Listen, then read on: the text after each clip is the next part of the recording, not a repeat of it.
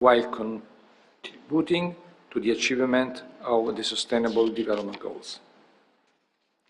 The San Salvador Declaration emphasizes the key role the Alliance has played in enhancing dialogue, cooperation and coordinated action within the sector globally, while also confirming its emerging priorities and strategic approach that reflect the recent trends and opportunities. Today, I'm hoping that we may further discuss some of these issues. Let me also welcome new members and partners who have recently joined the Alliance. This is a testament to the growing interest by various stakeholders to gather under the Alliance umbrella for stimulating geothermal growth as part of the decarbonization action. As the global commitment to fast-track transition to clean energy systems remains solid, I am pleased to confirm that the perception of geothermal as a viable component of energy transition is growing along the pathway to achieve net zero by 2050. Geothermal actions are also gaining presence in national climate mitigation and adaptation plans, while deployment is gaining momentum. As I highlighted in the upcoming ARENA IGA joint publication on geothermal markets and technologies, a global assessment, which benefit from the perspective of 31 ex-sector experts from the GGA constituency. The ongoing advancements in geothermal technologies, cross-industry collaboration between geothermal and related sectors, as well as the rising deployment of geothermal for heating and cooling application, will be the main driver for a more rapid expansion of the geothermal sector in the next decade. The Alliance's recent focus on promoting accelerated deployment of geothermal heat application offers great opportunities for cost-effective decarbonization solutions for end-use sectors.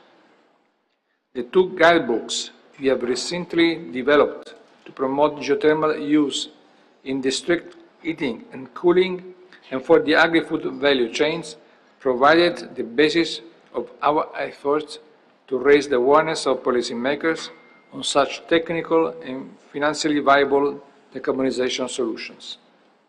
I encourage countries to leverage our regional and country-specific support in this area. So, distinguished guests, in today's meeting, we hope to hear about your perspective on various topics of the agenda and how we can further this successful collaboration under GGA in the coming years. With that, I thank you and I look forward to fruitful discussion. Thank you very much, Director General. Spain has been the country who joined very recently to Global Geothermal Alliance, and we have Deputy Prime Minister Teresa Ribeira with us. Your Excellency, the floor is yours for your keynote remarks.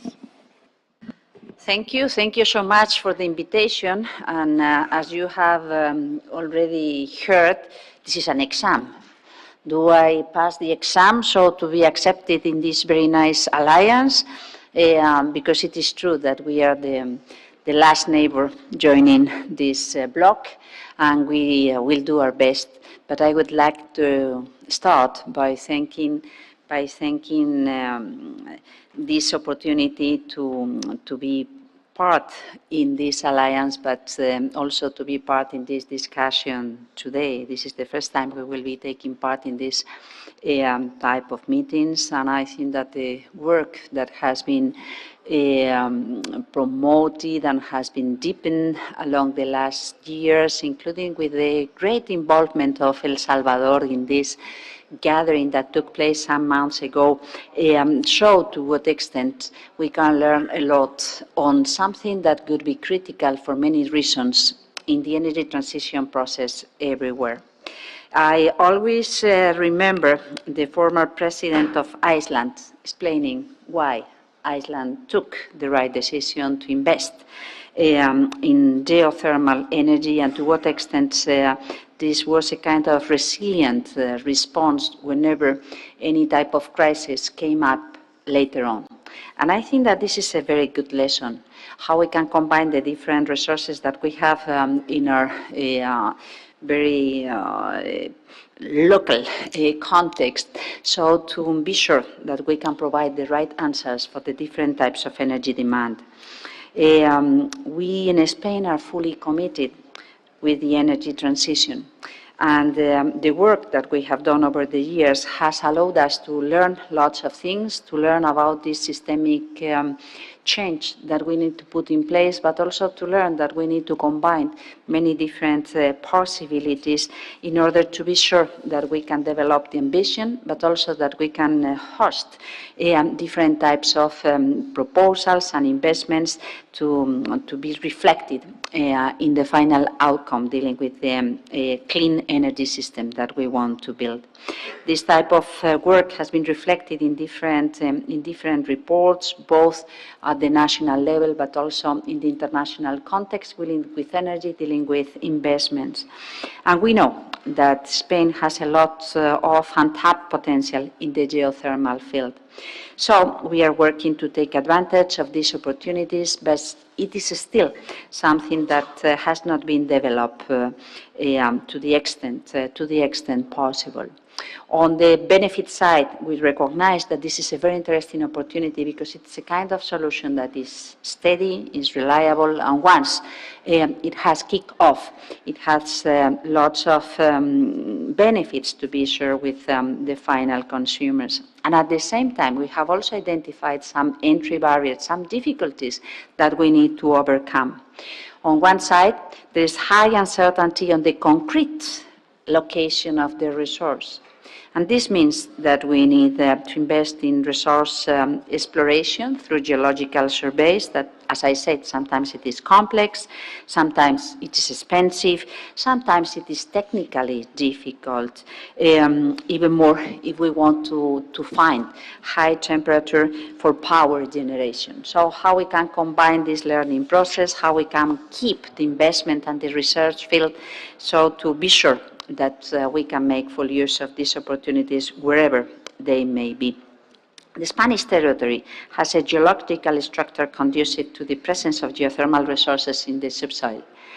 In fact, our country has witnessed a significant development of thermal applications of these technologies for air conditioning. This is probably the segment where we have done most.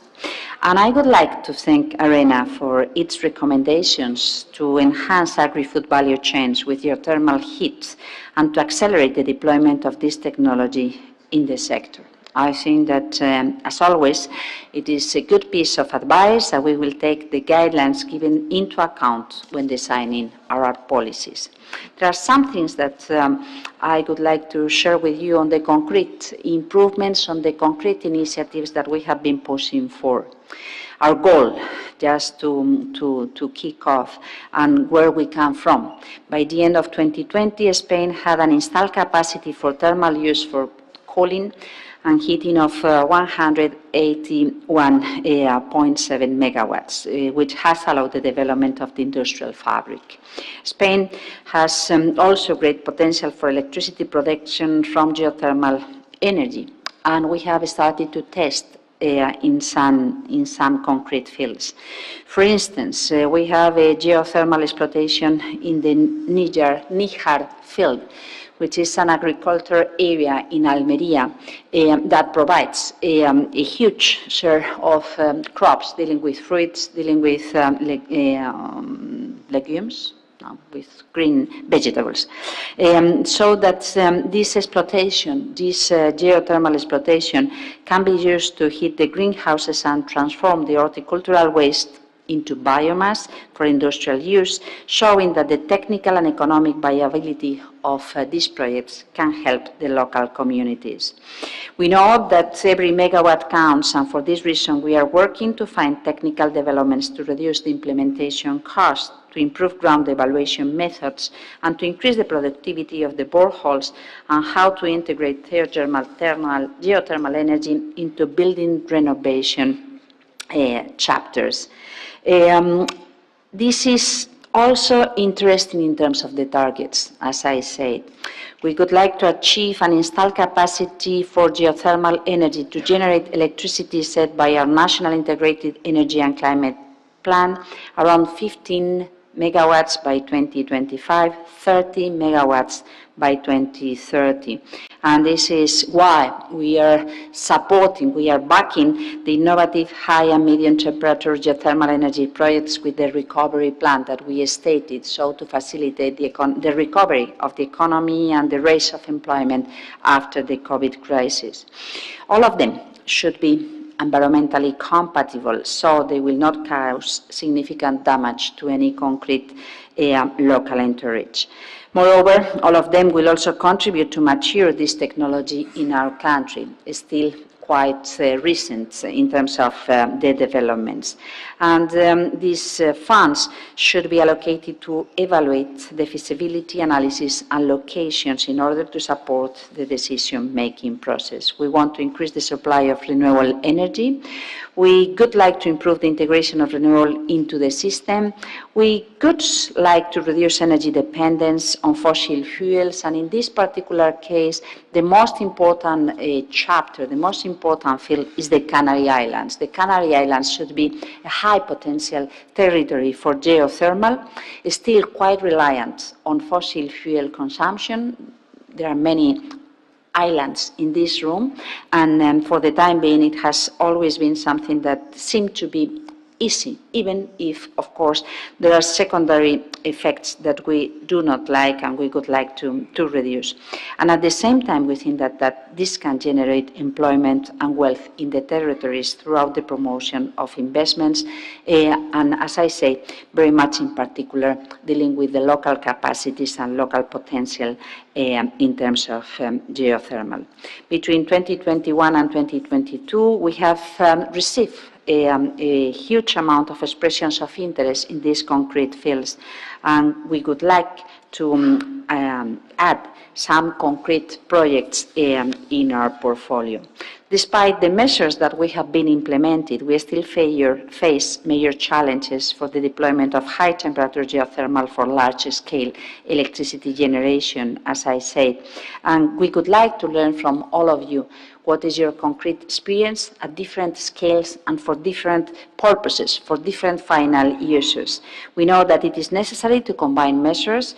We are still just arrived learner in this process, but we feel very proud and very happy to join you in this Global Geothermal Alliance that I'm sure will be an opportunity to enrich our experience and to enrich our learning and our decision-making process. So thanks a lot for this opportunity.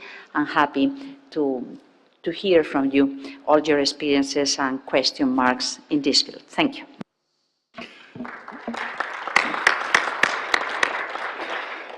Thank you very much, Excellency.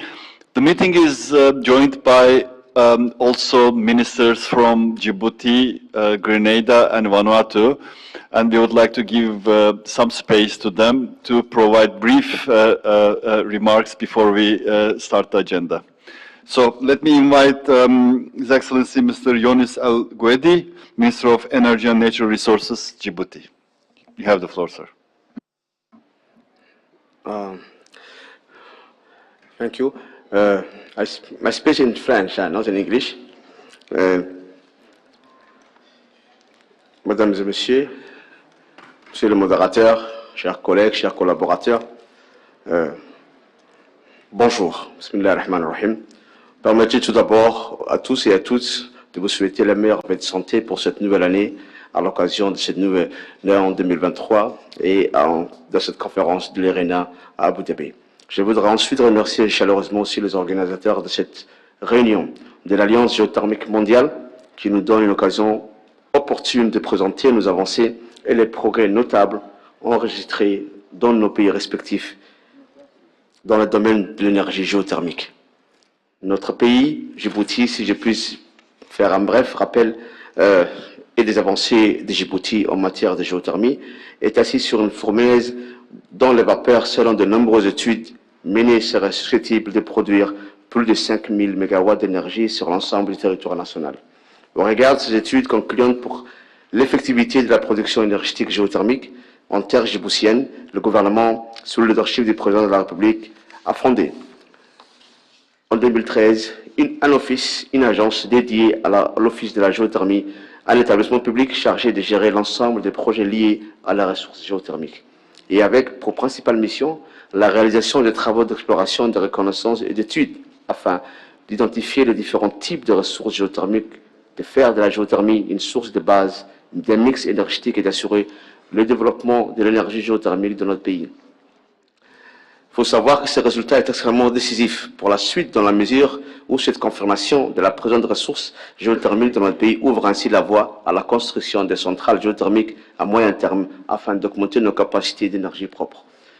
Je saisis cette formidable occasion en lançant un appel solennel aux investisseurs ici présents pour qu'ils puissent saisir de nombreuses opportunités à Djibouti. En termes de production géothermique, je tiens à vous informer que nous dispensons d'une loi favorable aux producteurs indépendants d'électricité, les IPP, un marché de production d'énergie libéralisé, un environnement juridique sécurisé et un climat des affaires propice à tout investisseur et surtout un cadre légal, réglementaire, contractuel sur le partenariat public-privé, les PPP. Je vous exhorte ainsi donc à prendre contact avec nous. Nous sommes pleinement disposés à vous accueillir à Djibouti pour ces terres stables dans la Corne de l'Afrique, à travers le développement des énergies renouvelables en général et l'énergie géothermique en particulier. Il s'agit pour nous de répondre pleinement aux besoins énergétiques croissants de notre population et d'amorcer une transition énergétique en augmentant progressivement les parts d'énergie renouvelable dans le mix énergétique total, de réduire les émissions de gaz à effet de serre et afin d'assurer notre sécurité et notre indépendance énergétique.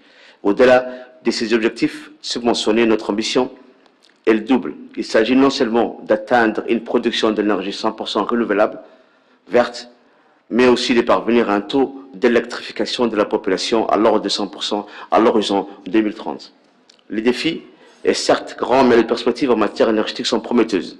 Nous sommes plus que jamais déterminés à aller de l'avant pour servir inlassablement nos concitoyens, car l'énergie géothermique étant inépuisable et écologique, elle constitue l'une des solutions pour permettre à nos populations d'accéder à l'électricité et par conséquent d'améliorer leurs conditions de vie. J'ai la ferme conviction qu'en tirant profit de notre potentiel en énergie renouvelable, la géothermie, nous pouvons assurer notre avenir énergétique et devenir à moyen et à long terme un hub énergétique dans la sous-région. Je vous remercie de votre attention. Merci.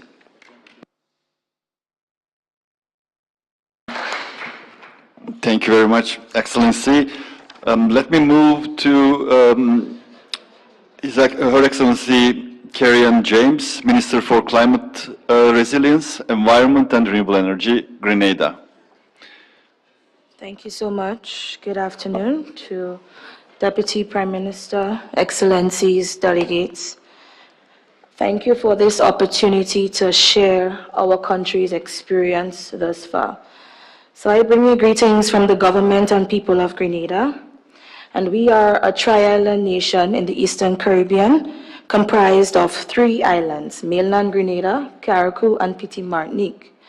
We have a combined population of 124,000 and a peak electricity demand of 33 megawatts. Grenada is blessed with abundant renewable energy potential, and because our geology is volcanic, this includes geothermal energy potential.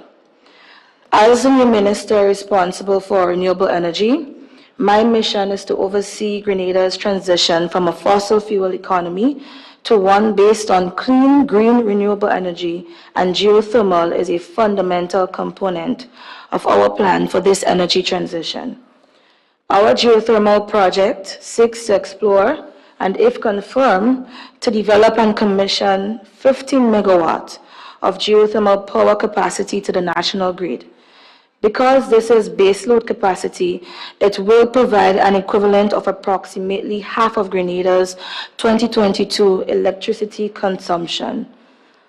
Our project is currently in the planning stages of exploration drilling, which will culminate in drilling and testing of 2 slim hole exploration wells to approximately 1,500 meters. This will target the postulated geothermal reservoir. Now, our program activities this year include completion of an environmental and social impact assessment, procurement of geotechnical and other surveys, and the construction of the necessary infrastructure to support the exploration drilling activity. Procurement of a drilling services contractor is also programmed to commence this year, and actual drilling is programmed to commence in the third quarter of 2024 and to be completed by that year end. The exploration phase of our project is financed by grant funds, and the budget estimate for this exploration phase is some $15.5 million US, of which $9.5 million US has been allocated by the Caribbean Development Bank. So yes, there is a grant budget gap that needs to be filled. Now, if exploration confirms a technically viable geothermal reservoir suitable for the utility scale power generation, subsequent phases of the project will culminate in the commission of a 15 megawatt power station. For these subsequent phases, concessionary loan financing and private capital will be mobilized to provide the required overall investment to deliver the project, which is estimated at US $142 million. The session immediately following this agenda item will deal with geothermal direct use.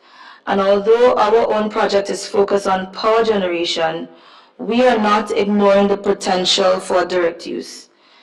Indeed, Grenada was just last month represented by 2 technical officers at a geothermal direct use study tour in Iceland, which has proven to be very beneficial to us in terms of our capacity development. As a small island developing state, we grapple with the myriad challenges of transforming our economy and our society, of transforming our economy, our development vision into reality. And it is only with the continued assistance and support of many development partners, including our international cooperation partners such as IRENA, that we will succeed at our geothermal endeavors. I thank you for your interest and your support. Thank you very much, Excellency. Let me turn to His Excellency Ralph Reganwanu, Minister of Climate Change, Vanuatu.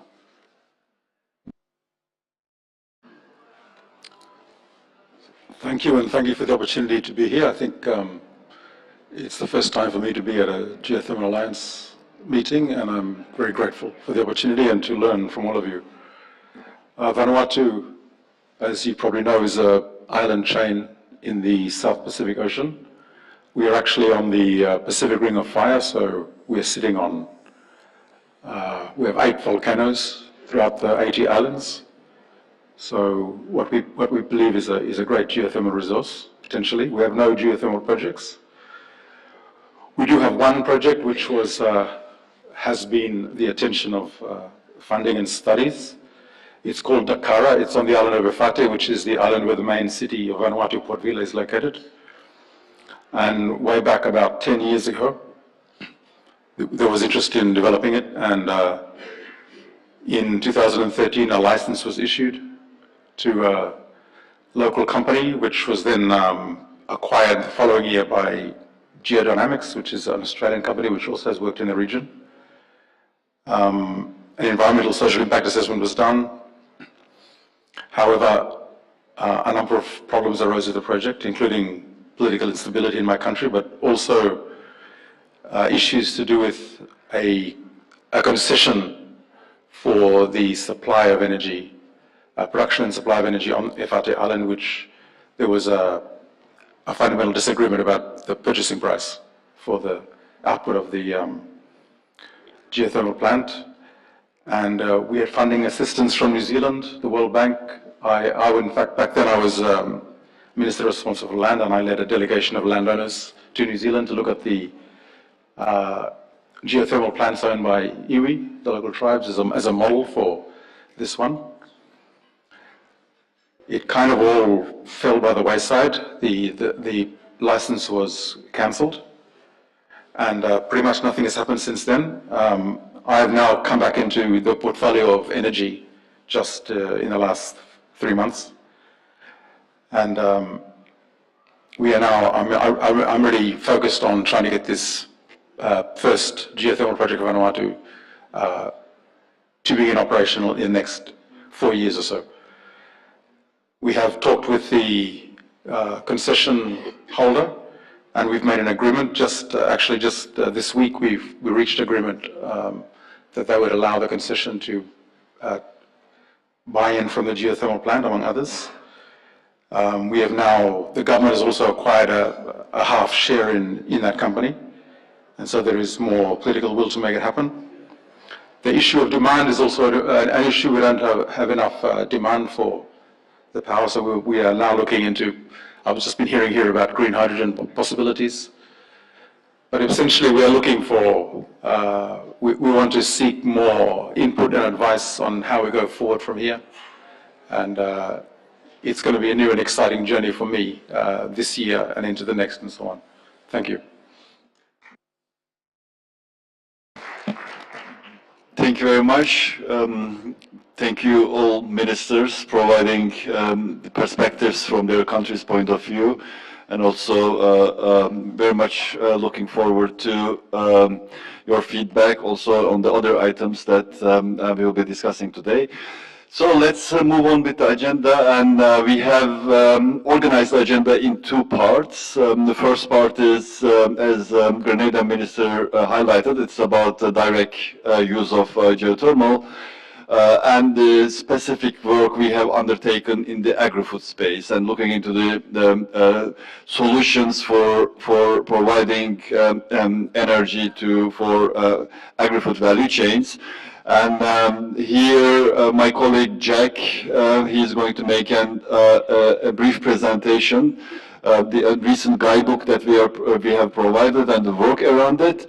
And then we will have a brief presentation from Italy to demonstrate a specific project, for specific geothermal for agri-food project, and share with us their experience. Jack, you have the floor.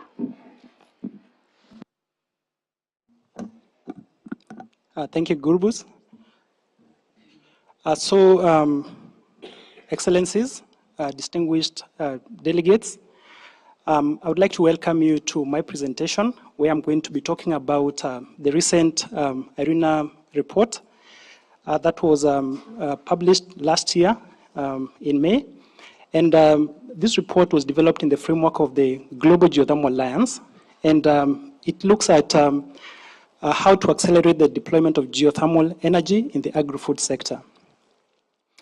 So this report was developed through the support of a practitioners group of experts drawn from the geothermal sector, about 23 experts from 17 institutions, from the members and partners of the Global Geothermal Alliance.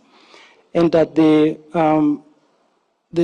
recommendations that are contained in this guidebook are from an assessment of successful case studies on the application of geothermal in the agri-food sector. And I will share some of these recommendations. Geothermal energy is a truly unique resource because not only does it provide us with electricity, but it also provides us with heat, among other streams that can be exploited commercially. As you can see on the slide, on the picture on the left, we are seeing on the foreground a geothermal power plant, which is generating electricity from a geothermal resource, and the excess energy that remains after the electricity generation, as well as energy from wells that are not used for electricity generation, can be used to supply heat for various applications, including for the agri-food sector. And when you look at the chart on the right side, we see that geothermal can be used over a wide range of temperatures, from very low temperatures with applications such as in the aquaculture and greenhouses, to medium temperature applications in the food processing and milk processing, to the higher temperature applications like refrigeration and cold storage, as well as sterilization. And when you look around the world, we see there are a number of applications for geothermal in the agri-food sector, and these are spread across different regions. So for example, when you look at Africa, we have examples of these applications in Tunisia for greenhouse heating, and in Kenya for aquaculture heating. When you look to the Americas, we see examples again of aquaculture in the United States. Other applications, for example, for drying of fruits in Mexico, and processing of honey and making of wax in El Salvador. When you look at Europe, we see examples for greenhouse heating in Turkey and also in the Netherlands, as well as drying of fish in Iceland. And these are just a few examples from some of the regions, but there are more things that can be done using geothermal energy. Now, just a quick look at some of the trends that we are seeing with regard to the application of geothermal for direct uses. And we are seeing that when we categorize the applications, depending on the different application type, we see that the largest application of geothermal is through heat pumps, which accounts for about 72% of the total installed capacity for geothermal heating and cooling. This is followed by the space heating using the conventional hydrothermal resources at about 12%, bathing and swimming at around 11.5%. And then the rest, about 3.5%, is for both agri-food and industrial applications. Now, when we focus more on the agri-food applications, we see that the main agri-food applications as of today include the greenhouse heating, heating of fish ponds, and also drying of crops.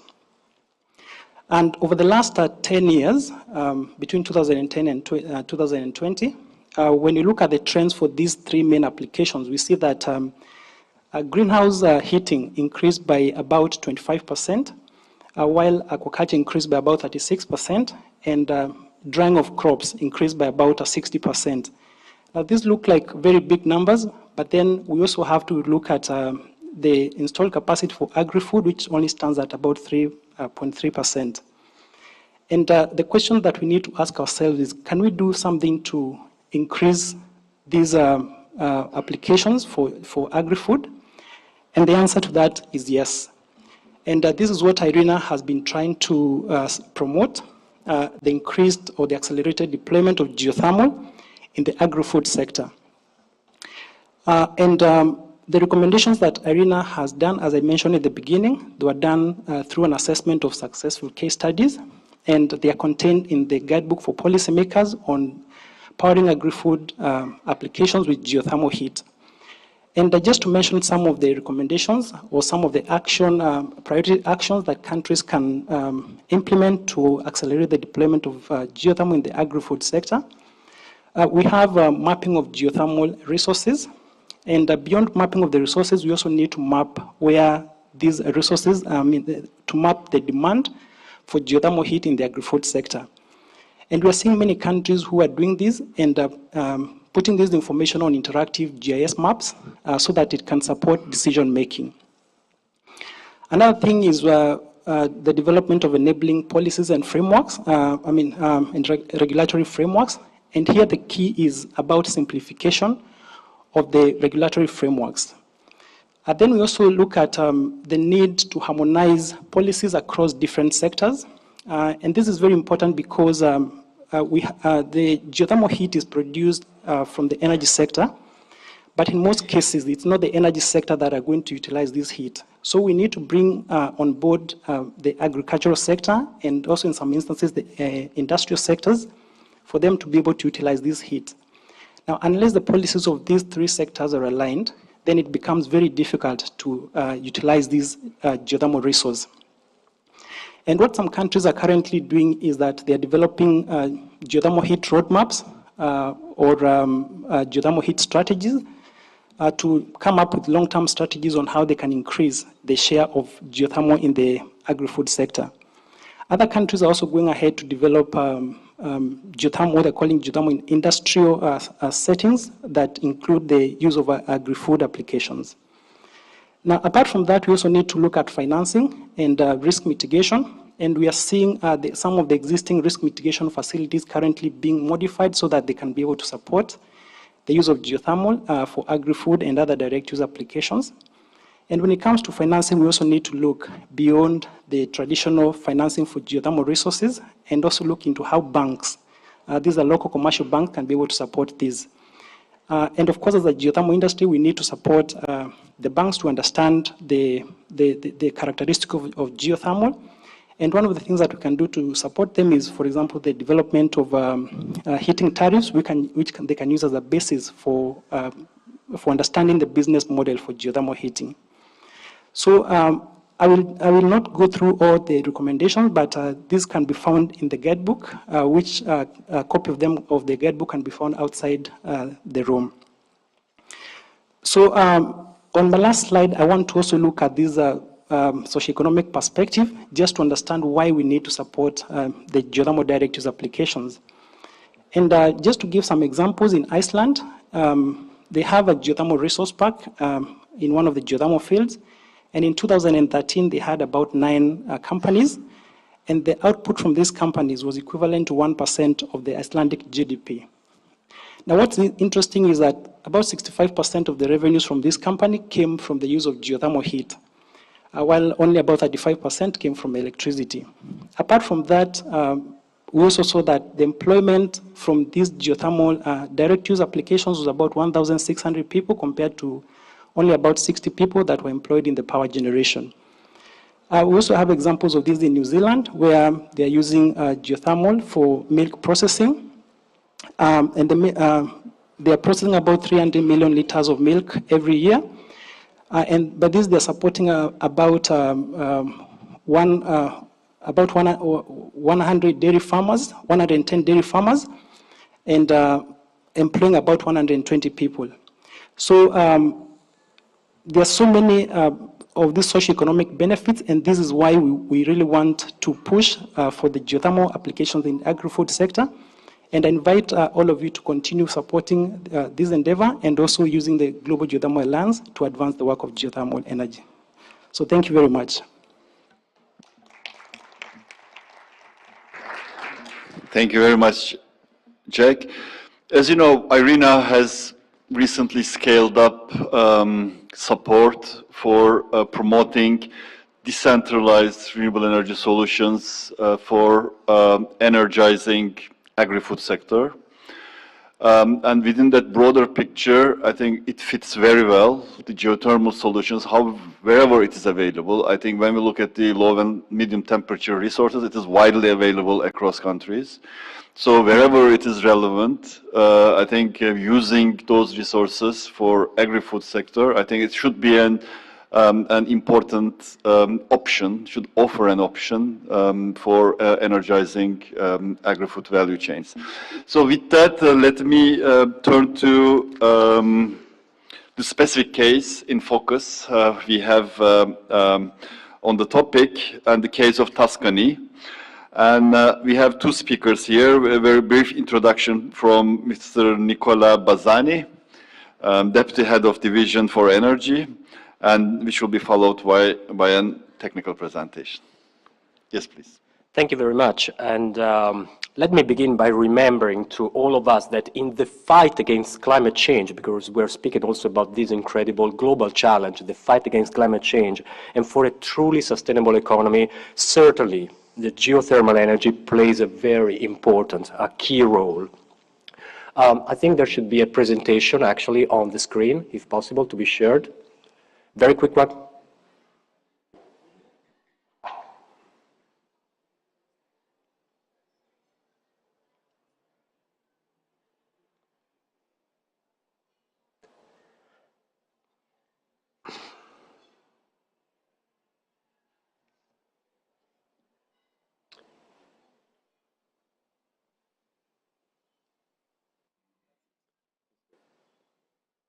Okay, I don't see it coming, but I'm certain that it will come very, very soon. But just let me say, not to bore you and take much of your time, that the first use of geothermal energy for power generation has been in the Italian region of Tuscany, a region which is not famous just for good wine, Leonardo da Vinci, fine arts, but also for this incredible technology. And just think that since the beginning of the 20th century. I see that the presentation is actually coming up. Thank you very much indeed to the very efficient secretariat of Irina for helping me with these few words. At the beginning of the 20th century, that is more than 100 years ago already, the natural steam erupting in the little city of Larderello from the ground was converted into electricity to power the local economic development. And just a few figures, as of today, we have 34 geothermal power plants in that region only that cover over 30% of the electricity needs of the Tuscany region only. And the nominal installed capacity of the turbines is around 900 megawatts. 900 megawatts, which annually produce about 6 terawatt-hour of electricity, and 6 new plants are considered as possible additions. But it is, we think, worldwide that geothermal energy must have a greater role, as the distinguished speakers said earlier on, a greater role and a greater impact in the global clean transition. Potentially, we have resources for more than a tenfold expansion of the current global 16 gigawatts capacity for power generation.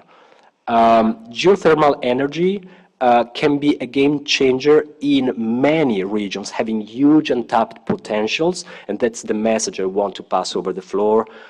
In Southeast Asia, Africa, many island states, not to mention regions in Latin America and the Caribbean.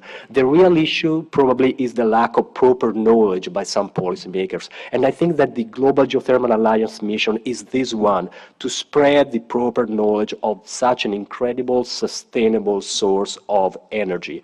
But let me conclude by adding something to this need for knowledge. As already pointed out in the report of Irina, geothermal energy is much more about it's much more than just generating electricity. It can also be used, for instance, for heating, combined with heat pumps, and untapped potentials amount to 40 times the current use of geothermal energy in the heating sector alone. Moreover, and then we come to the case that we are about to be illustrated, the nexus between geothermal energy, food, and agriculture is key. In Italy, we have a long tradition on the use of geothermal energy for the development of local agri-food value chains, such as crafting beers, producing cheese, and more recently, even the cultivation of a so-called superfood, food of the future, like the spirulina alga. This is another game changer, certainly for local development in a sustainable and circular way in our fight against global warming, with a very clean source of energy, which is not variable, which is very much reliable.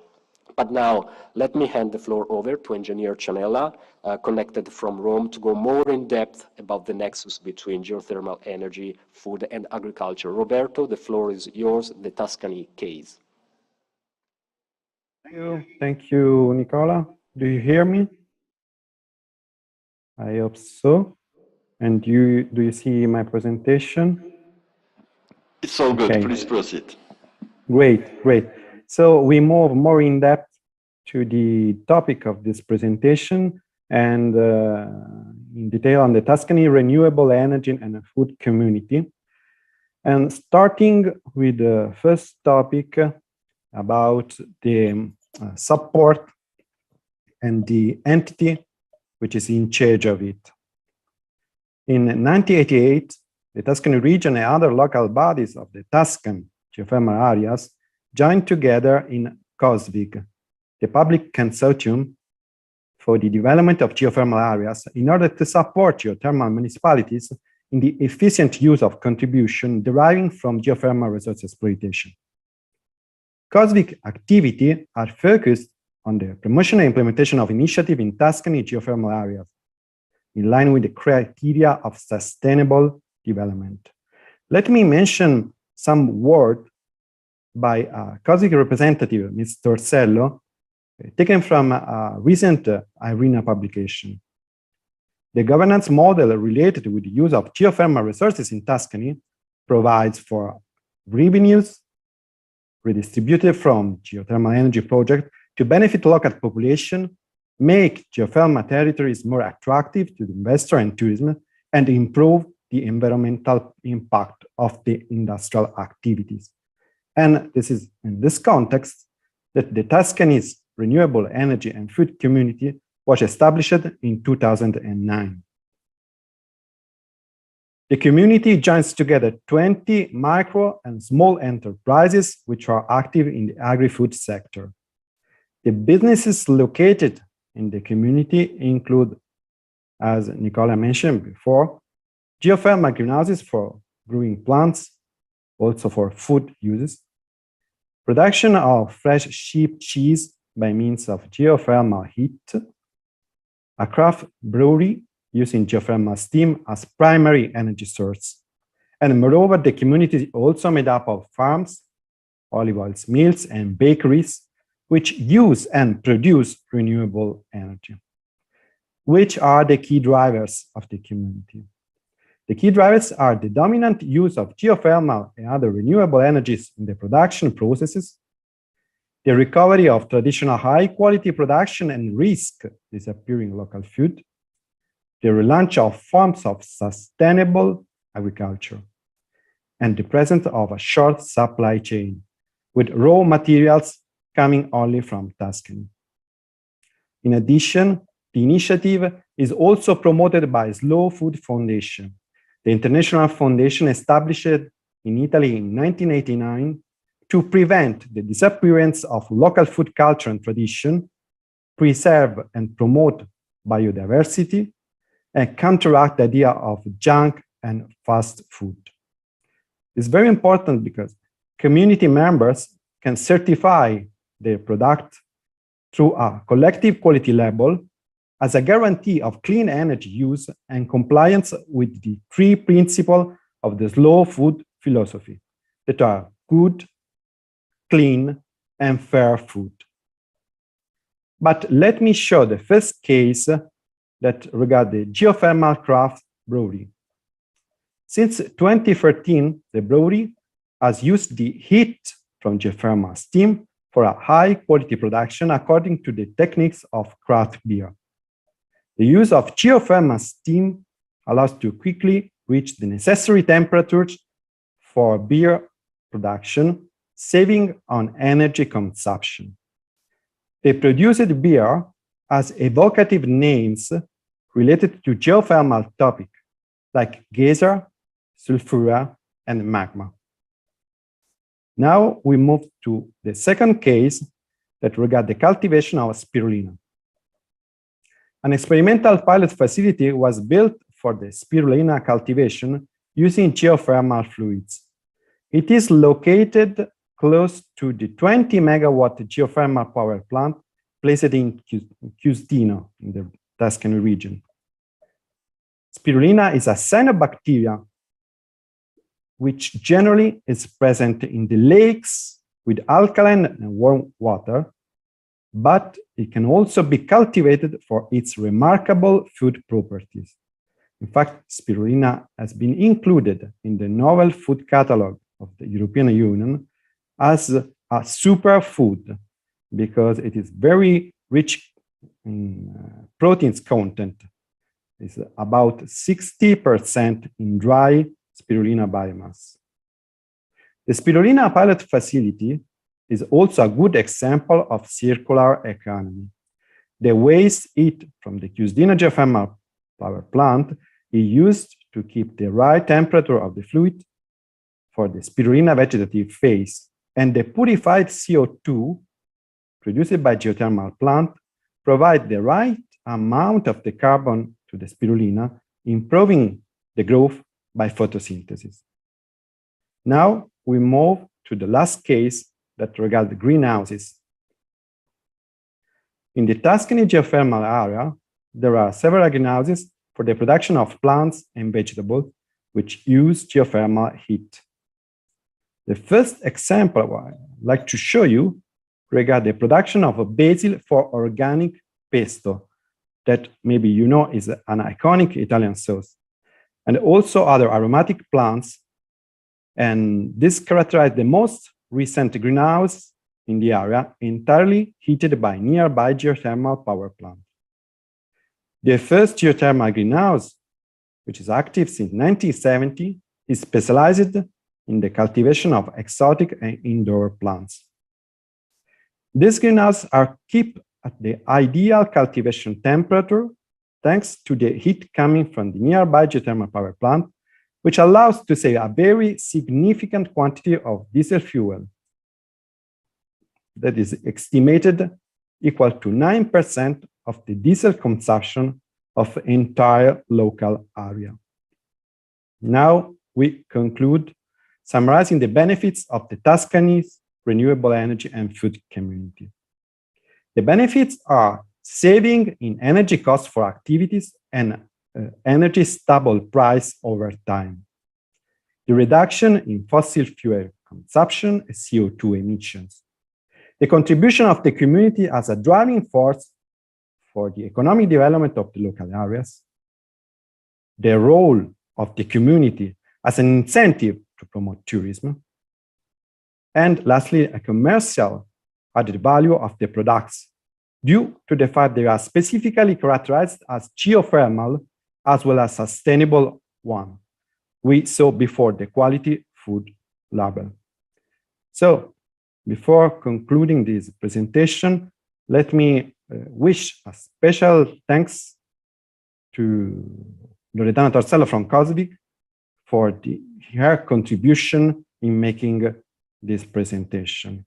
And thanks to the distinguished audience for attention.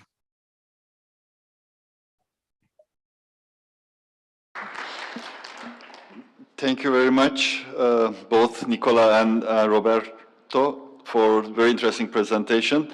And with that, let me turn to the audience.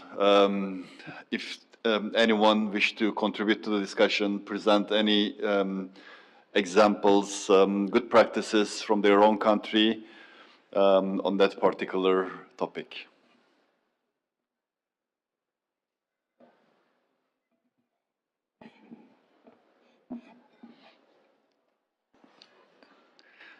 I see two countries which have good examples from the food sector. Both El Salvador and Iceland are talking to each other. Is that perhaps you can, yes? Thank you, Gurbus. Benedict. No, I'm really happy to hear about, first of all, the report that you came out with. I think this is significantly important. I think low temperature cascade use has been a little bit under the radar over the years. And as has been shown, we have a vast experience back in Iceland to actually the utilization of low temperature heat. But one of the areas where I think is extremely interesting right now is we have 3 pilots in Iceland where we are actually using low temperature heat to derive energy, electricity, from temperature of fluids from 90 degrees to 120. I think if these pilots prove to be successful, which everything indicates that they will, I think that could be a real game changer for deploying low temperature geothermal in particularly trying to close the energy poverty gap that exists in the world. We hear that there are 700 million people without access, and geothermal actually could become a significant part of that solution. So in addition to the direct use for different food production, agri-food production, it could also generate electricity for the off-grid space. And I think that is something that we really need to be focused on, because if we are to be successful in our battle against climate change, we must, within the next 8 years, close that energy poverty gap. And that's where I think geothermal can become a real interesting option. Thank you. Thank you very much, Benedict. Any other delegate, El Salvador.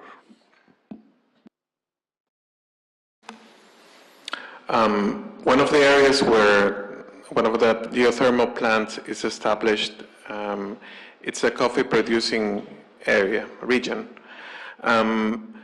Lajeo, as is known, has developed a pilot program to try to implement some of the excess heat of the geothermal process to dry coffee. It would be a first usage of this kind in the country. Usually, the drying of the coffee, it's made using a very basic process using fossil fuels and other types of processes that would certainly welcome a change by using this type of direct geothermal use. So we expect to have a project, a functioning project by May of this year. Although it's not necessarily considered cost effective, we believe that it's an added value to a crop that is very important to El Salvador. So there is a marketing angle that we would want to implement, and it's one of the advantages that we see. Besides, trying to further develop this area, is to try to promote, the coffee produced in El Salvador. It's also being dried and using this process. Thank you. Thank you very much to both Iceland and El Salvador sharing their experiences. As we are tight on time, so I would like to move to our second topic and closing the discussion on the first part. And second part is about GGA itself. I will briefly present you where we are with the implementation, very briefly, but then I will also present you based on the feedback we have received from our constituency. As you know, many of you contributed to the consultative process that we have undertaken, and many thanks to those who have provided feedback on that. Based on that, I want to have a discussion in this group around some of the key elements of Global Geothermal Alliance, where we should head to in the next phase of GGA implementation, in terms of focus areas, in terms of modalities of operation, in terms of how we should establish the collaboration among the members, strengthen it, whether we are happy with how it is right now or there is room for improvement. There is always room for improvement, I know. But we would very much appreciate your feedback around that. With that, let me start my presentation.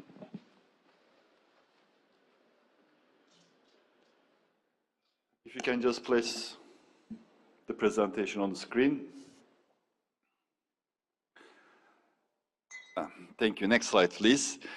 It will be a brief presentation, and let me start with the second high-level conference of the Global Geothermal Alliance that took place towards the end of the year last year in San Salvador. And many thanks once again to El Salvador government for hosting us, also to IGA collaborating us as a technical partner. We very much appreciate. I think we have produced the San Salvador Declaration, I think reaffirming Global Geothermal Alliance as a platform for a deepened collaboration, coordinated action, and cooperation, but also providing certain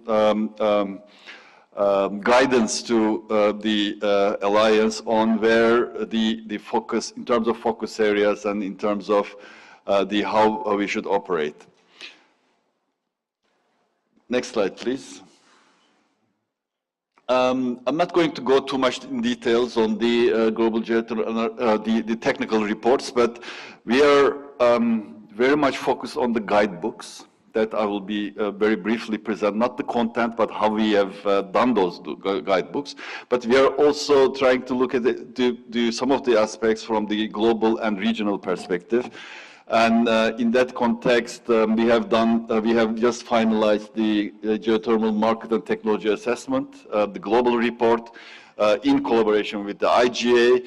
The executive summary of the report is available in our publications booth. You can take a copy of it. The full report will be available soon on our website, which is looking into the various aspects of market development, technology development, and I think there are lots of emerging topics coming out, I think, which should be also the part of this discussion.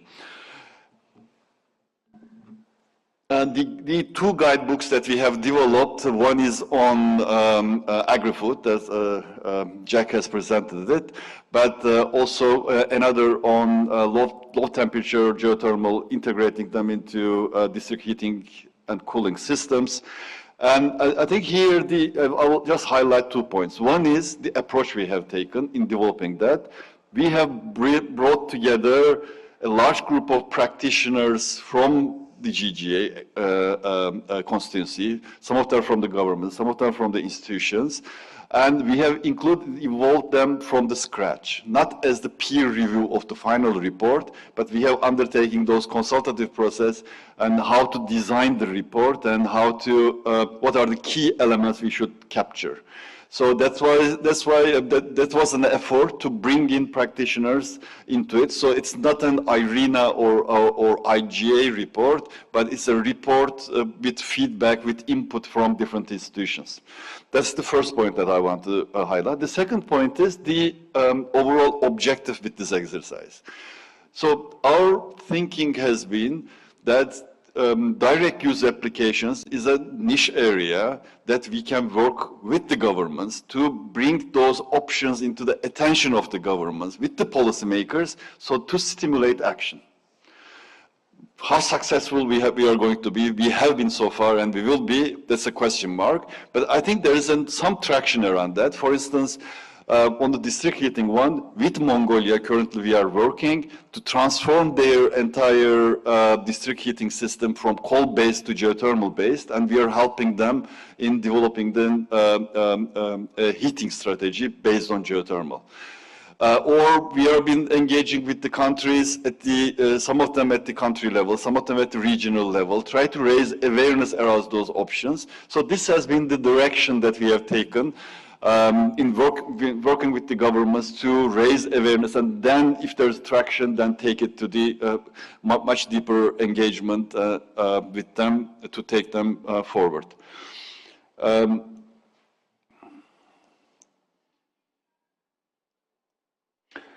All right, this is the heat applications. Our membership has grown. Now today we have 51 member countries and 55 partner institutions, but on the right corner you see a little box. It tells us a lot of things. One is that those countries who have high temperature, high enthalpy resources, many of them are part of the alliance. But when we look at those countries' direct use applications potential, many of them not part of the alliance. So there should be clearly an effort to bring them on board. First, raise awareness with them that this is a direct use and significant potential.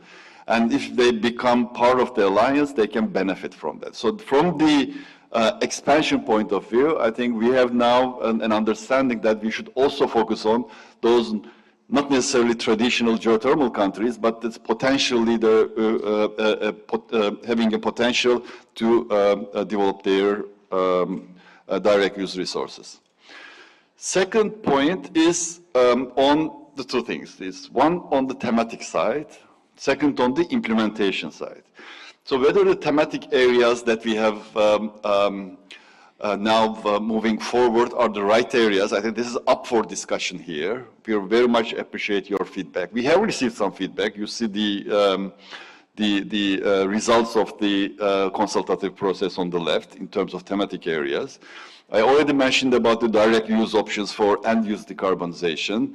are kind of a viable area that we are thinking that we will focus on.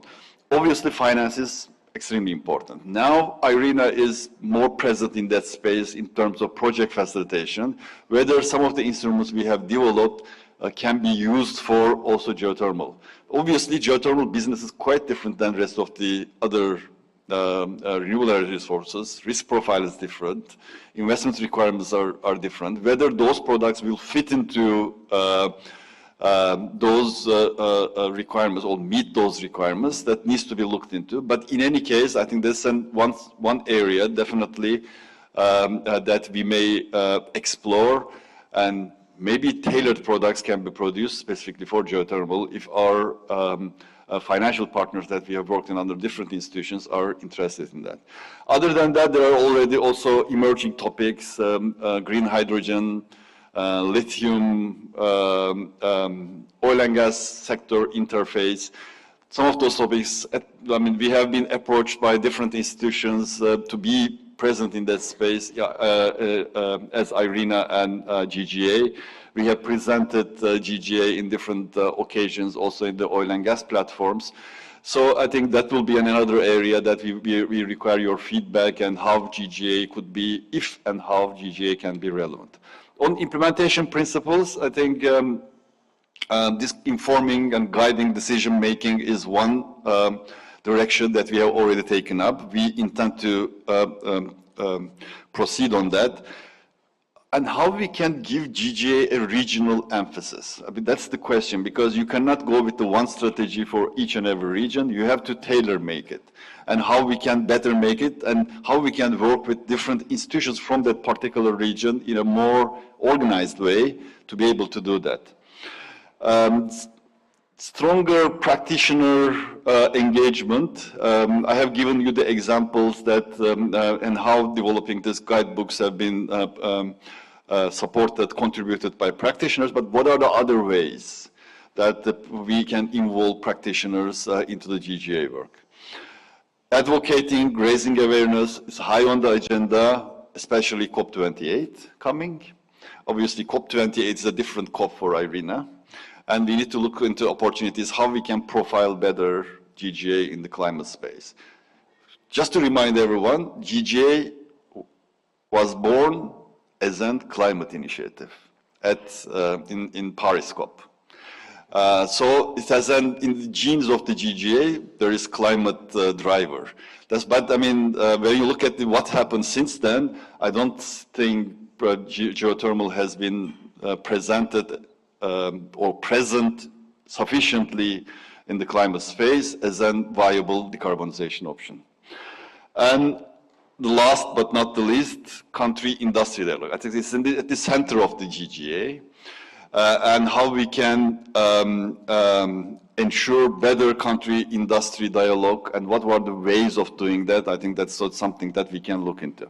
One last point that's also up for discussion. Those, some of you around the table, Mike, Benedict, maybe few others, they have been in the process way back at the time that we create the GGA, and the discussions we have had, who should be the member and partner in the GGA. And at that time, the direction was that private sector should be represented by associations. Is this still the case? Because things have changed since then. IRENA's approach to engaging with private sector has changed. We have now initiatives like the recent Alliance of Industry Decarbonization. It's an alliance among private sector. IRENA is hosting the secretariat, but it's the private sector alliance. Whether are we positive about bringing maybe some of the, because we receive interest from private sectors to become alliance. Obviously, IJ is the platform bringing together private sector, but we can discuss whether there is an interest room for bringing in, or if there is, we should go or continue with the way we deal with the private sector. So this is all I want to present, and I would just like to open the floor for input, any of the topics that I have raised during my presentation. Thank you.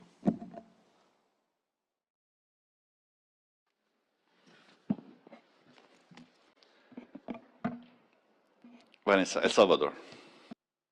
Yeah. Thank you, Gurbus. Hello to all the colleagues. Thank you very much for Irina to convening this meeting.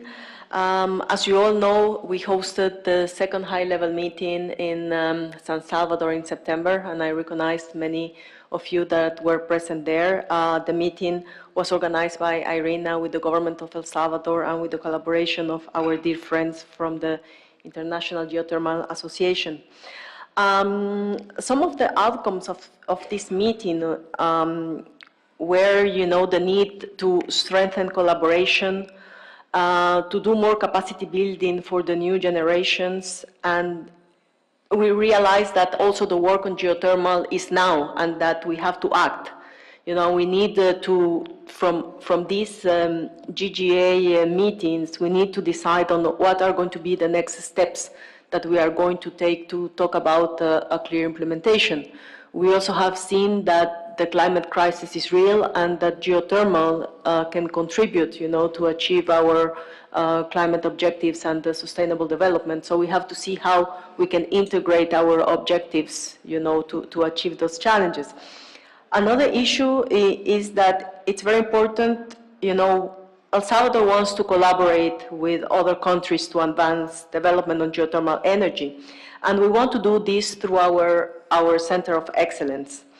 We want to open cooperation for participants from all over the world. We have started, we started only with the region of Latin America, but now we want to open for all participants from geothermal countries to use our Center of Excellence, of course with the help of the partners, and in that sense, we are going to be working closely with the IGA and the other partners, the French cluster geothermal, and in that sense, we want to open, the collaboration on this Center of Excellence to other partners so that we can really all work together on this very important project for all. Thank you. Thank you very much. I see Sylvain from French geothermal cluster.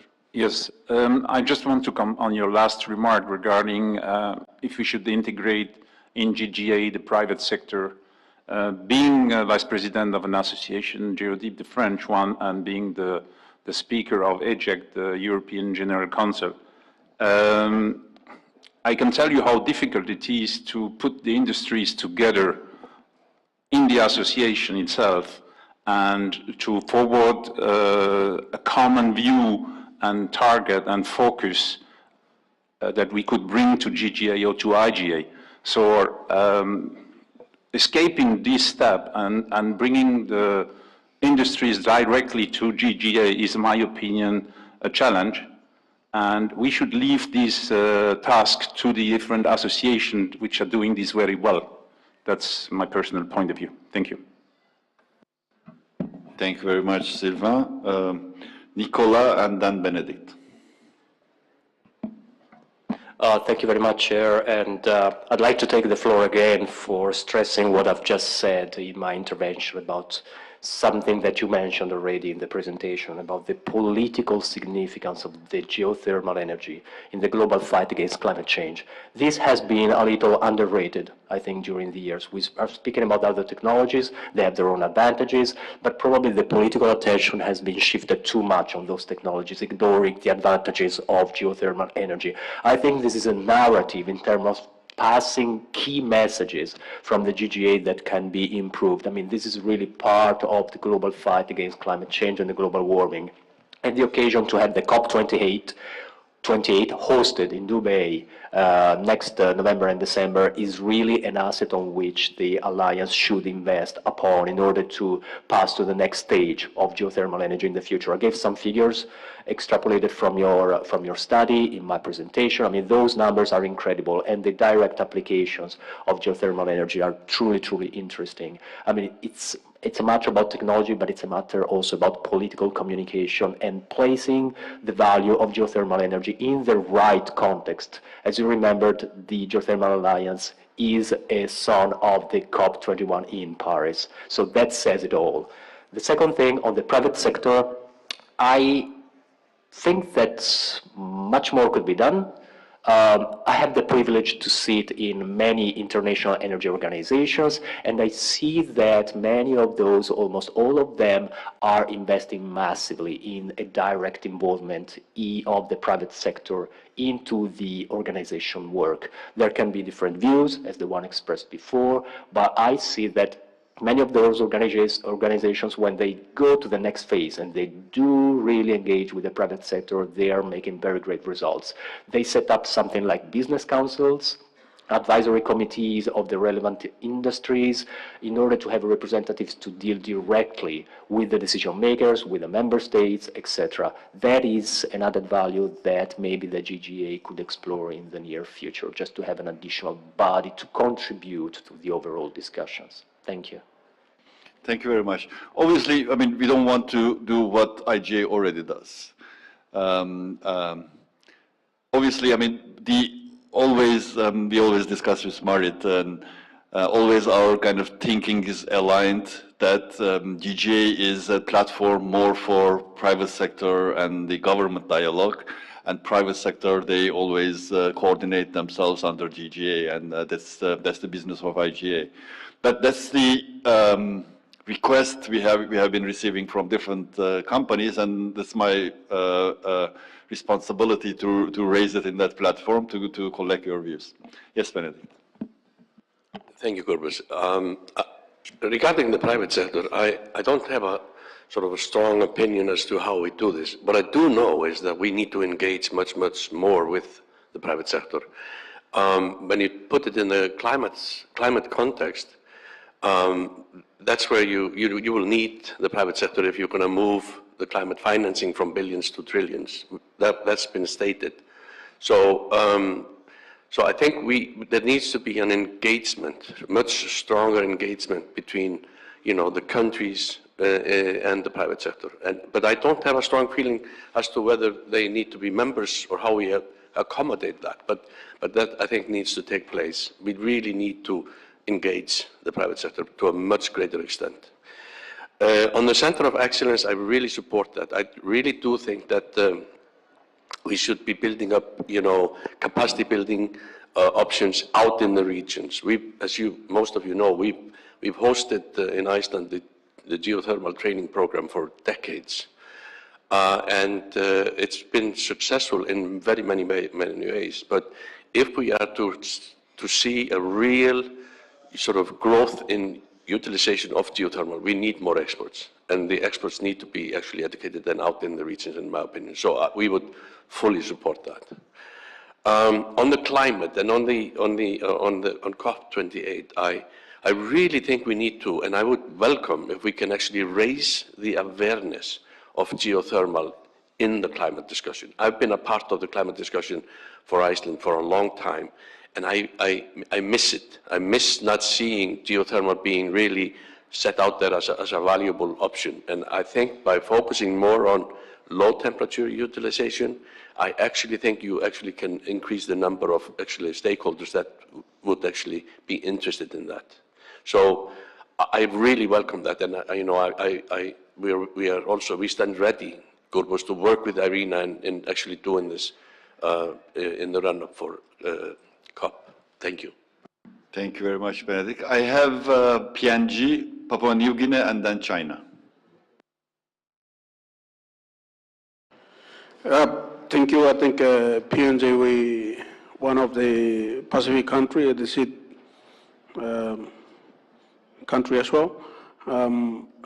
Two points from us: participation of the private sector and more strongly on the awareness, government awareness, and the development of policy guidelines. So in PNG, we only have a private sort of power producers doing geothermal. So it's for us, I think, more focused towards shifting how we can increase more participation from on a public-private partnership arrangements, and of course climate access to climate financing.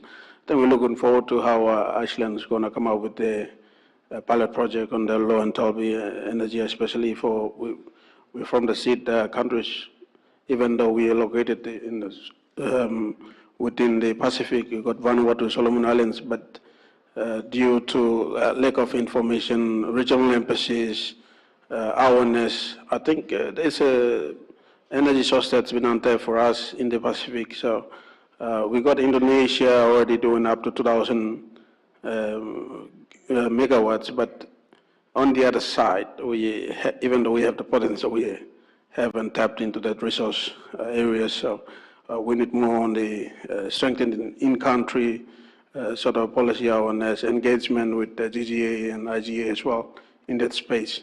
So we got Fortescue Fiji industry already in the area, looking at green hydrogen as well. So we're going big with the geothermal, but we need guidance and sort of a policy framework around it for the country as well as for the Pacific. Thank you. Thank you very much. China? Good afternoon, board members. I'm Chao Yong. I'm from China Renewable Energy Engineering Institute. I'm very glad to keep close contact with IRENA and GGA, share the geothermal development information and China and the world. We participate in the research of global geothermal technology and market. China has abundant geothermal resource in Asian China. There was already a long history using geothermal energy in households, industry, and agriculture. In recent years, China has made tremendous efforts in the survey and the evaluation of geothermal resource. Comprehensive development and theoretical research. The government has formulated development and a renewable law and guidelines to give a boost to geothermal energy development. At present, China's geothermal energy heating and cooling areas exceed 1 billion square meters. Geothermal energy development is important for achieving China's carbon peak goals.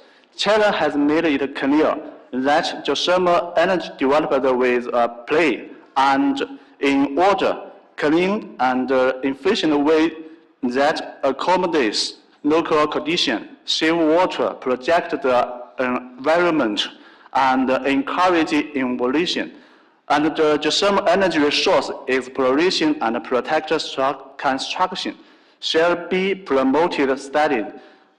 So since last year, China has further promoted geothermal energy development by reducing costs through economy of scale, making key technology, introduce pilot sites and building information platforms for management.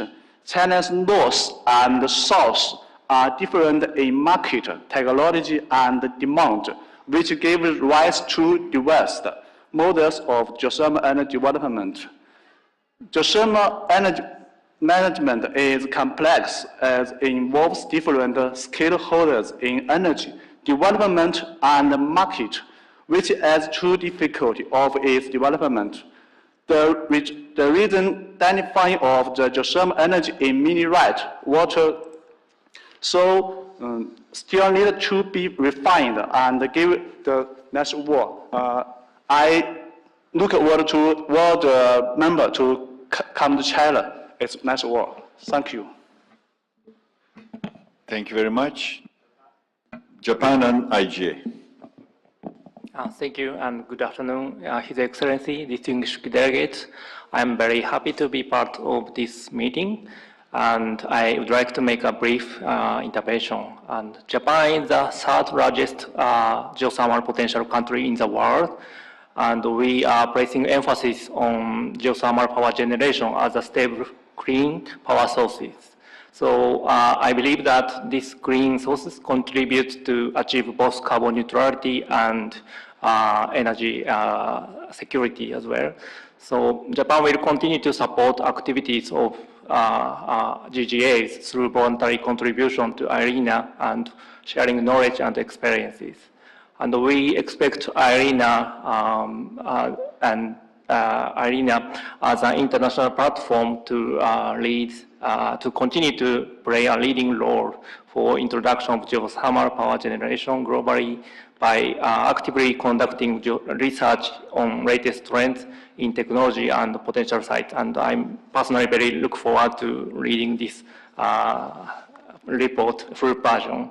Thank you very much. Thank you very much. I have IGA on my list. Thank you, ladies and gentlemen. A huge pleasure on behalf of the International Geothermal Association to be part of this meeting today. Your Excellencies, distinguished participants, it has been a pleasure to hear so much about geothermal. Part of the issues I think that has been raised here today is our unknown, is our unawareness, is the fact that no one speaks about it outside our beloved community. And that is the prime priority, I would say, jointly with GGA and IRENA, that we have a massive lobby for geothermal for all aspects and forms. And for that, I commend IRENA to have set up in 2015 the Geothermal Alliance, the Global Geothermal Alliance, and we have been proud partners supporting you all the way. I do also commend and hence applaud IRENA and hence the DGA for having seek out consultancies and advisories on their strategy. Because I do think we can do much more together. I also think we can be much more effective when we will delineate better what our key target areas are.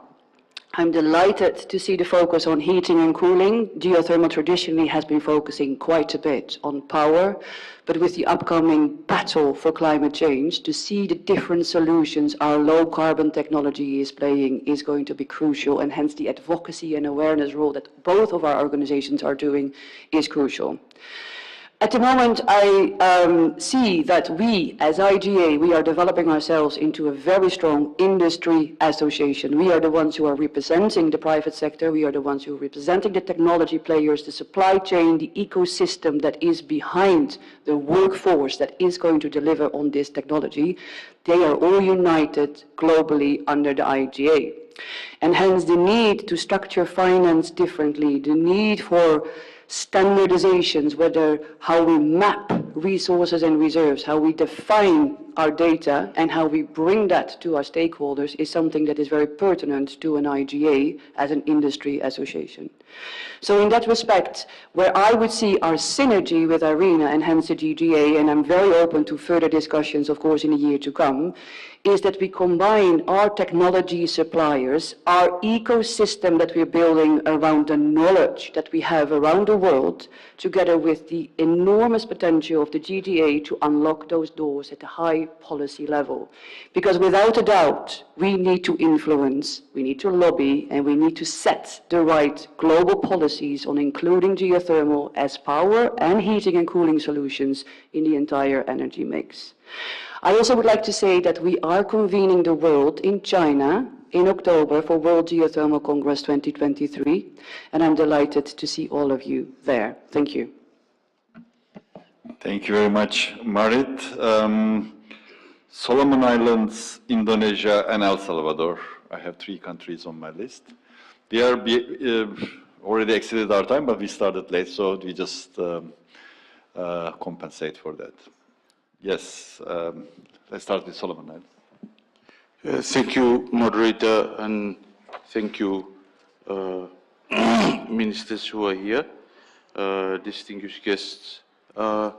Indeed, this discussion is something that really catches our attention in the Solomons. As island states, you know that we need this extra support that maybe other countries may not need.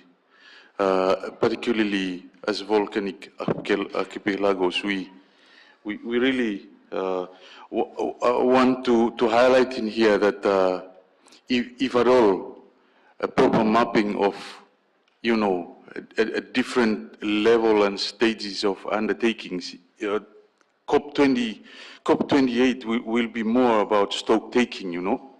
And for us, we want to be seen as, you know, raising our flags that, yes, we are into geothermal as a contribution.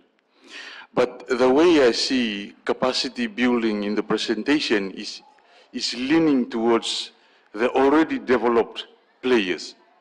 So what I'm trying to say, and you know, for us, least developed countries, or seeds if you like, we are calculating our cards on trying to develop and at the same time living to the expectations of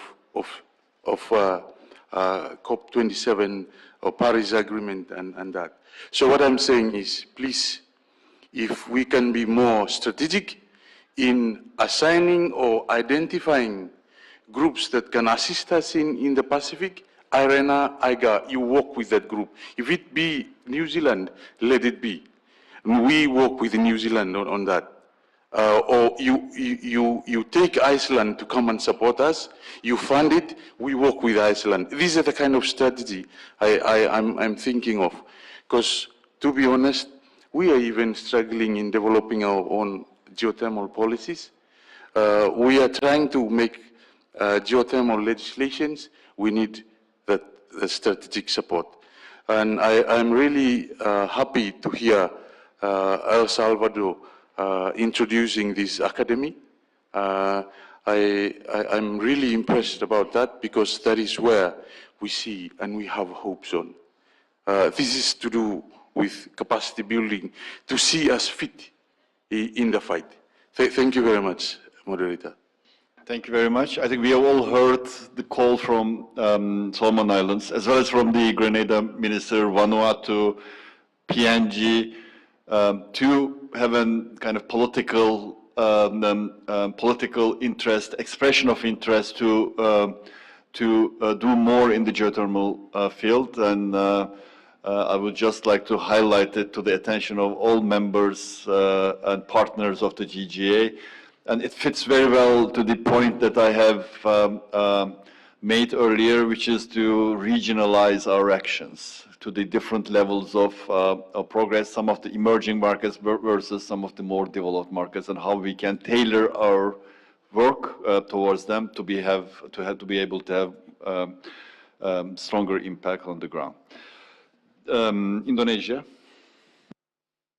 Thank you, Chair. Ladies and gentlemen, allow me to make this small introduction, small intervention that I would like to mention that Indonesia now has abundance of geothermal energy resource. We have identified about 356 geothermal project area through the country, with the total resource capacity is about 23.4 gigawatt. Installed capacity now is about 2,342 megawatt. Geothermal energy from Indonesia has a promising role in achieving the Indonesian net zero emission target. The main advantage of geothermal energy is the low cost and its ability to operate year-round at a high capacity factor. This allows it to provide firm and dispatchable electricity as a baseload. Therefore, geothermal can suitably substitute the retired coal thermal generator and allow more penetration of variable renewable energy power to the national grid system. The development of geothermal projects involve a massive upfront investment. The preliminary survey stage and then the exploration stage are generally the most difficult to finance, as the resource risk is high and then the cost relatively high. Hence, the government of Indonesia has launched two methods of the risking mechanism. First, geothermal drilling program. The exploration drilling activity are carried out by the government through geological agency or other parties using the state budget and foreign funding assistance. The second is the geothermal resource risk mitigation, the special funding facility for exploration activities that carry out by the developer, which has loan forgiveness if the exploration results are not satisfied. We hope that this program can significantly attract more investment and accelerate the geothermal development in Indonesia. Furthermore, geothermal energy can also be utilized apart from the electricity generation.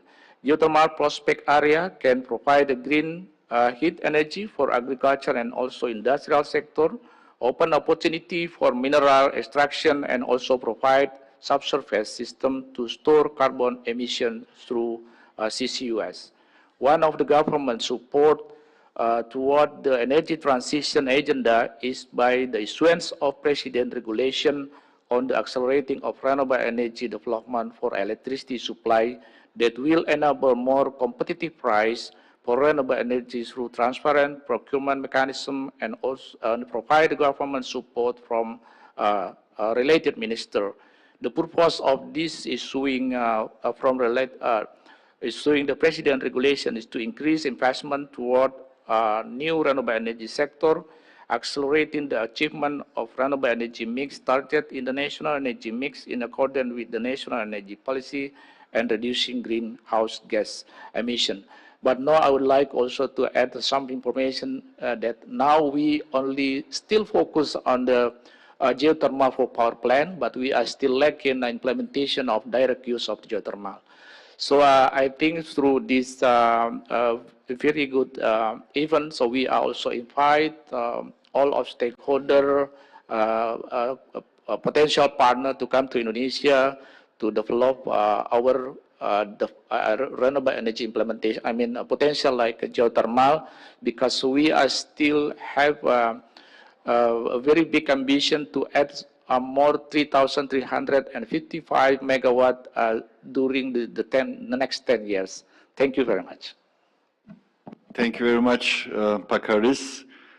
And I would like to express my special thanks to Indonesia for organizing a geothermal dedicated event at COP, at their own pavilion. And Marit knows there are not many of them happening, unfortunately. So thank you very much for drawing attention to geothermal in the COP space. And let me turn to Vanessa, El Salvador. Yes, thank you, Gurbus. Just a quick question, and it was regarding this specific issue. I wanted to ask if IRENA is planning to have a side event on geothermal during COP, and if not, if we are still too late to probably organize something also. I didn't know that Indonesia is going to organize one. Thank you. We are considering it. We are not late. And I'm sure we should be able to organize a geothermal specific event at COP. That's the thinking. Any other comments? I know we started late. The counter I have in front of me shows 92 minutes since start. I'm not sure if this is correct, but I think we have already very close to closing our session. If there are any additional comments. Yes, Sylvain. Yeah, I'm back here. I would like to give you an update of what the French Geothermal Association is doing. With 180 members, we have created a GeoDeep cluster of 20 major companies, and different clusters have been followed, such as a lithium cluster and a geothermal for sustainable city. As you know, on electrical production, we are far from Indonesia, and we have just a few seats in Guadeloupe, Bouillante, which is under extension from 17 to 27 megawatt, and we are focusing on district heating. We have 70 operating sites on district heating, covering 1.4 million inhabitants in France. And if you pass the airport of Charles de Gaulle or Orly, you are heated with geothermal. The good thing that we are working on the association is that we have launched 25 new concessions, which were granted in 2022, and we are targeting to go over 100 operational sites between 2023 and 2027. The French Minister of Ecology and Energy Transition will announce a new geothermal plan for France on February 2nd. Also, an information of our lithium situation, that the Rittershofen heating power plant of 20 megawatt, which is a direct industrial use, has reached a good result in terms of lithium recovery. and we are promoting this technology with 4 or 5 new companies which saw light in France, boosting on the lithium recovery. Beside that, of course, we are permanently working with the government of France to improve the legal framework of the geothermal. And we are also working with ADEME, which is our administration for the development of energy, of renewable energies. And we have set up a partnership between industries, GeoDeep, and ADEME to build a center of excellency in Guadeloupe. And this center of excellency will be a hub for us, and we discussed with El Salvador about the possibility of a cooperation between theoretical application in Guadeloupe and the practical application in the different power plants of El Salvador. So this is the biggest points on our activity of the GeoDeep French Geothermal Association, and you know the GeoDeep is the vehicle of promoting the technology of France, and we have 2-3 successes to announce.